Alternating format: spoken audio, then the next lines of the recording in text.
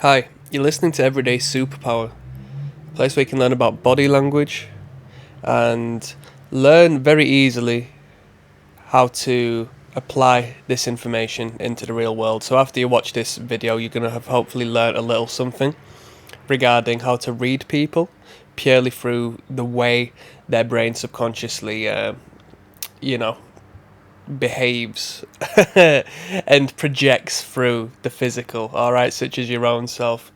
Sounds more complicated than it is, it's really not. Today I'm hungover, so have some patience with me.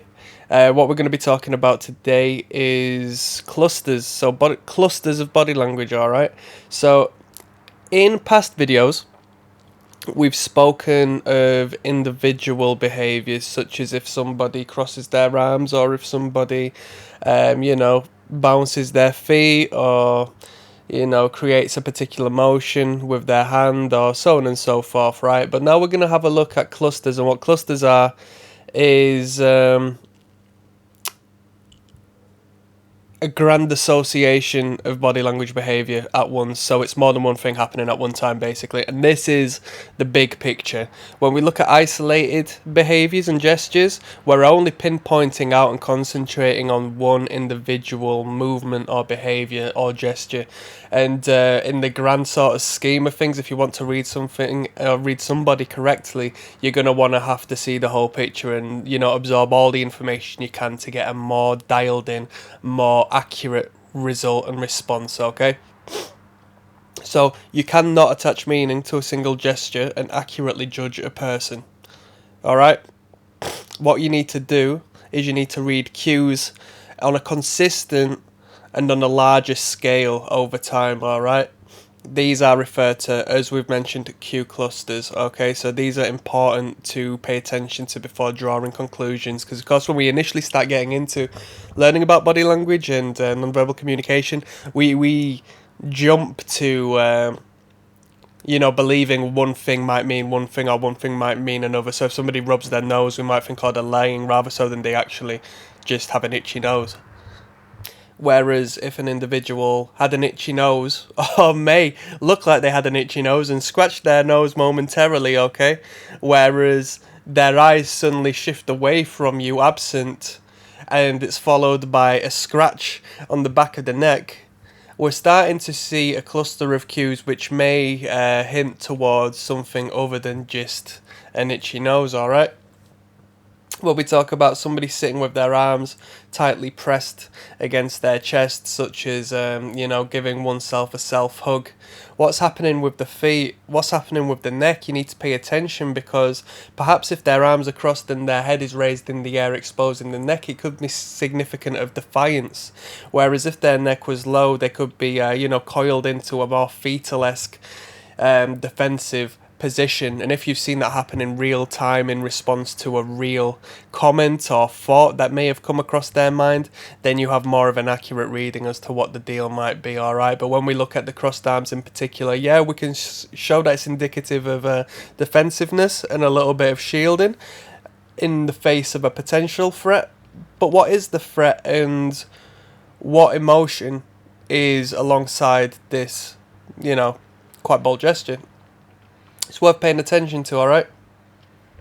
So we, as the readers, we're in charge of deciphering the transaction, alright? So in other words, it's the sender that is responsible for the message. The sender's subconscious brain creates the message and puts it out there into the world. And it's us to correctly assess and, add meaning to the message that's been sent out there. As we've spoke about, it is a mistake to assume that all gestures have a hidden meaning, because some might be purely practical, such as the itch of the nose, which, by the way, considering we've got there, if you think somebody is lying because they've touched their nose, alright, which you'll be able to have a full video on in the back of my catalogue, check it out. If somebody has touched the nose, right, only momentarily, just brushed against it, that's more significant of a liar or a reaction to, high stress. Whereas if somebody has given that nose a proper scratch, so with meaning, that's more symbolic of a genuine itch. Alright, so it's cool to pay attention to the length of time that's spent during the itch. If it's the hand has just been brought up by subconscious demand, just to brush that nose, then that has a little more of a hidden meaning than somebody who's genuinely spent a bit of time scratching that nose, alright? So, this doesn't mean that it's impossible to read individuals who are only exhibiting one or two cues, okay? It's definitely a start of a pattern. You can start to delve into what else is going on when you, initially see that first cue. It may be so bold purely because it sort of stems off of their baseline behaviour, so you might think, oh, wait a minute, that's a bit abnormal for them. Alright? So if you see something abnormal, then you can start to delve in, and that one gesture means quite a bold, differentiation to their state of mind as to what you're used to. Anyway, as long as you're not going and mouthing off and saying this and that, or judging people purely through, what you may or may not be correct with, it's completely fine to be able to analyze people by the one behavior.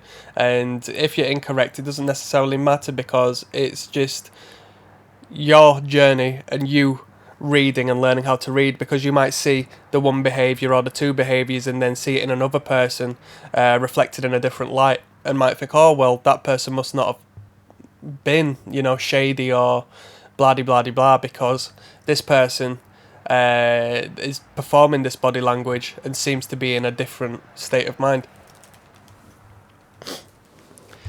So really, when it comes down to it, when you start to progress more, start to learn, and don't get me wrong, it's incredibly hard, especially as males, and our tunnel vision, we're not going to be able to analyse an individual's feet as we're analysing an individual's face, but initially when you start learning things, you think I personally felt quite self-conscious about, looking around a person's body, and I'm sure I came across very obvious in doing so, but when it becomes internalized, you're able to approach an individual and just pick off things in the corner of your eye, and when you initially approach someone, just having a quick glance at somebody's feet is a lot less obvious than when you're consciously trying to, pick out and observe as you initially did. So over time, learning how to assess the whole body as one, it becomes a little easier. Alright, so you might be looking at somebody in the face and they may be speaking to you, and then in the corner of your eye you may pick up something their hands are doing, so you don't have to actually pay attention to the hands, but regarding your peripheral view, you might see a little twitching of the fingers, and you might start to inquire as to what's going on there. There's a little bit of nervous energy that's coming out whilst you're assessing them at face value. Anyway, I'm going to stop this video purely as I'm sure there's going to be numerous offshoots we'd be able to create through this concept, because cue clusters are vast and it really is essentially the main component of body language. So we're going to have a whole ton of different examples to look into and different contexts and scenarios. If you enjoy what you hear, and if you have any sort of context or examples you want to give out, leave a comment. Click like, click subscribe, stay in touch. Thank you.